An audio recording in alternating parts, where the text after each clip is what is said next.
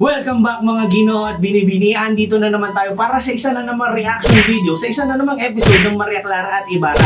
Huwag na natin patagalin at excited na ako mapanood kung si Clay ba paglalampasuhin ba talaga ng bubong nila Maria Clara. Panoorin na natin, let's go! Maria Clara, Tia Isabel, mauna na po ako.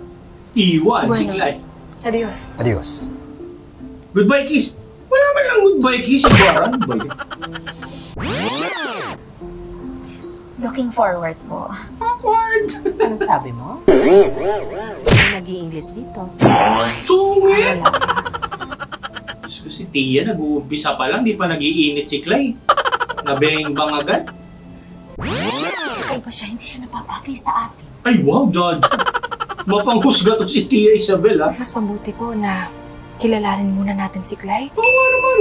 At saka tayo magpasya kung nababagay ba siya o nararapat para sa atin. Elimination. May elimination. Game show to. Huwag mo na akong tawaging senyorita. Masyadong formal ang tunog. Maria Clara na lamang. Katokayo. Awkward! Bakit gano'n, amigo? Parang may kakaiba rito. Tahimik. Paano kakaiba? Parang tahimik. Dahil wala na si Miss Clay. Ngunit, amigo, ngayon na nasa poder na siya ni Maria Clara, ay magiging magaan din kaya ang pakiramdam niya kay Binibining Clay? Issue zero dito si Padil, no? Teka, saan ka ba, Clay? Saan ka talaga nanggaling? Sabi Ako mo, ay Bulacan. taga-probinsya. Bulacan. Sa Lubacan. Ay, sorry. Bulacan. Hindi naman sa pinag-overthink ko kayo ulit, no? Pero, hindi kaya yung daan sa Bulacan noon, eh siya pa rin daan hanggang ngayon. Ano na, Bulacan, let's go! Kamusta na ba ang daan dyan sa Bulacan? Lubakan pa rin ba? O ano ba? Na-ipa-espalto na? Walang iya. Ako hindi ko sinisiraan ng Bulacan. Experience ko lang first hand. Walang Jumo naman napakatintindi talaga ng lubak. Kasi ito galing daw siya sa Bulacan eh. Sumegway lang ako ng konti. Okay? Balik na tayo. Baka magalit yung governor ng Bulacan. Bakit kay Crisostomo ka nagpatulong? At hindi sa kapwa babae? Dadalhin mo kasi siya sa mental eh. Sabihin mo nga eh. Sabihin mo, dadalhin mo ako kasi sa hospicio eh. Kaya nagtatakbo tuloy ako. Yan. Narinig ko yung usapan niyo. Yan, sabihin mo na. Dadalhin mo ako sa ospiso, hindi naman ako baliw. Pasensya ka na. Ang isang solterang katulad mo ay hindi nararapat na tumira sa bahay ng lalaki. Eh, hindi ba yan tinuro sa Beaterio? Ibabahagi ko sa'yo lahat ng mga tamang gawain ng isang babaeng may mabuting asal. Teka nga. Ako lang ba? Parang hindi ko nararamdaman yung sincerity ng intention ni Maria Clara eh. Ewan ko lang. Medyo duda pa ako sa intention ni Maria Clara eh. No? Parang hindi siya masaya. Parang siyang napipilitan. Parang siyang parang yung gustong sabunutan pero kailangan maging mabait siya kasi yun ang karakter niya. Alam mo yun? Tinan mo yung itsura ni Clay. Ito nag-a-agree to si Clay eh. Pero parang, totoo ba? Totoo ka ba, girl? Grabe. Iba pala talaga noon. Strict. Hindi pa uso ang women's liberation movement, feminism, and equal rights. Equal rights. Masyadong nadadown yung mga babae. Ay! Ako ka na lang doon. Huwag ka na makipag-close dyan. Umalis ka na dyan, Clay. Kasi naman, Pia yan. nabuburyo ako dun sa kwarto ko. Wala naman akong magawa dun. Ay, asa na nga pala si Senyorita Maria Clara? Marahil ay nasa siesta pa rin. Tara, winning in life. Bongga. Beauty rest. Ay! Senyorita, ay Maria Clara, may pag-uutos po ba kayo? Maaari mo ba akong samahan sa oratorio? Galing sa siesta yan? Bakit parang pak na pak ang makeup? Gandang Maria Clara talaga no? Magdarasal tayo. Prayer meeting? Dadasal? Tuwing hapon ay nagdarasal ako dito. Parang nasusunod si Clay. Ikaw ba ay magdarasal araw-araw? Hindi. Ay. Hindi po masyado. Our Father, who art in heaven, hallowed be thy name. Anong lingwahe yan? English, bakit? Yes. Oh, Yun lang kasi na-memorize. panis! Pakita mo, Clay! Ngunit, paano po kayo natututo kung di kayo pumapasok sa paaralan? Para sa mga kalalakihan lamang iyon. Para sa mga kababaihan. Pagkatapos nilang lumabas ng biyateryo, ay kailangan nilang matuto ng mga gawaing bahay. Maihanda nila ang kanilang mga sarili para pagsilbihan ng kanilang mga mapapangasawa.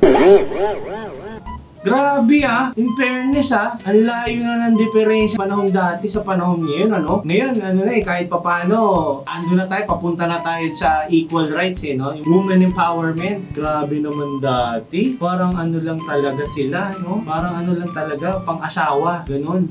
Ang botong yung tsura ni Clyde. Shook yan, girl! Naintindihan ko naman po, dapat naman talagang matutunan yung mga magagandang asal, gawaing bahay. Pero para sa mapapangasawa? Para sa lalaki? Oo. Hindi po ba dapat tayong mga babae ay hindi lang nabubuhay para sa mga lalaki? Turuan mo, Clyde! Diba, dapat tayong mga babae, kaya nating tumayo sa sarili natin mga paa. Diba? Kaya natin tuparin ang mga pangarap natin. Pumunta tayo kahit saan natin gustong pumunta. Parang At nagre-recruit lahat lang ng si yan, masisimulan natin pag-aralan at matutunan pag pumasok tayo sa school. Ay, sa paaralan. Diyos mio. Magdasal na lamang tayo, Clay. Galing nitong scene na to galing nung batuhan nila. Kasi yung hindi pagbitaw nung dalawa sa kanilang karakter, na yung isa is makalumang babae at yung isa is modern. Hindi talaga sila nawala sa karakter. Ang galing. Parang talaga nag-uusap yung dalawang babae from different generation. Magpatuloy na daw sila sa pagdadasal. Nakakahiya naman no? Naabala pa natin yung pagdadasal nila ito na, Maria Clara, i-play na namin. Sana ay maasahan natin ang kura Naku, na ibigay niya ang kanyang suporta sa inyong nais. wala kang maasahan doon. Ngunit bakit niya naman ito tututulan? Galit sa iyo. Katulad ng sinabi ninyo ay maganda nga ang hangarin ng ating eskwelahan. Bad chat ka nga kasi. Naku, speaking of the devil. Ang kura. At sino ang kausap ni Ginoong Crisostomo? Ba't bang itim ng mata ni Padre Salvi? Ang arkitekto, Padre. Puyat ng puyat Kaya lagi may sakit Itutuloy pala ni Ibarra ang pagpapatayo ng kanyang eskwela. Hindi siya magtatagumpay. Ano naman ang kaya ginagawa nito dyan? Nag-i-stroll. Nuubo ka na nga. Stroll ka pa ng stroll. Bueno, vamos, Renato. Pahinga ka na doon sa kumbento. Ka na lalabas. Don't tell me, gigisingin mo pa para magdasal, Grabe, lakas maggilik, Totoo ba? Naku, ayan na yung mga GG. Sina Victoria, Iday, Sinang at Neneng. Mga gatong girls. Ang mga SS. Dito sila nagtitipon tuwing hapon. Sulsulera Sisters. Rarampa lang naman ang itsura, kala mo attend ng board. Nakamamangha. Pambihirang babae siyang tunay. Libs. Kakaiba ang kanyang mga gawi at pag-iisip. Weirdong-weirdo sila kay Clay. Para kaming may alagang basahol na hayop sa bahay. Uy, grabe naman, tita. Hindi siya nagpapaamo. So, hindi ko sure kung same kami ng wavelengths. Mga mukha pa naman silang sorority girls nung sinaunang panahon. Kapanood ko yan sa movies Ilulure ka muna nila, i-friend ka nila, sabihin nila, "Oh, nice skirt, where did you get it?" O tapos pag friends na kayo, papahiyain ka. Nakakapagtaka na hindi mo alam dahil kawangis mo ang mistisang tulad nila. Oo, kakulay ko ang balat nila, pero hindi nila ako katulad. Ay, taray mo dun, Iba ako. Ibahin mo si Kung Clay. iba ka, dapat marunong kang makisama. Sopla ka tuloy niyan. Ayan na yung mga parang nagiging kontrabida si Maria Clara dito ah. Sino ba talaga ang bida? Di ba si Maria Clara at Ibarra? Kaya ngayon ang title ng show eh. Bakit parang nagiging kontrabida si Maria Clara ngayon?